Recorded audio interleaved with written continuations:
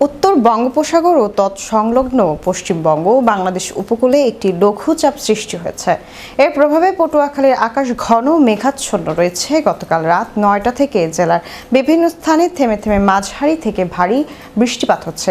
এদিকে লঘুচাপের প্রভাবে উত্তাল হয়ে উঠছে কুয়াকাটা সংলগ্ন বঙ্গোপসাগর। ছোট বড় ঢেউ তীরে আছড়ে পড়ছে। লঘুচাপটি আরও ঘনীভূত হওয়ার শঙ্কা করছে আবহাওয়া অফিস। এর প্রভাবে উত্তর বঙ্গোপসাগর ও উপকূলীয় এলাকা দিয়ে ঝড়ো হাওয়া বয়ে যেতে পারে। পটুয়াখালীর পায়রা, চট্টগ্রাম, কক্সবাজার ও মোংলা সমুদ্র বন্দরকে ৩ নম্বর স্থানীয় সতর্ক সংকেত দেখিয়ে যেতে বলা হয়েছে। মাছ ধরা ট্রলার সমূহকে উপকূলের কাছাকাছি থেকে সাবধানে চলাচল করতে বলা হয়েছে।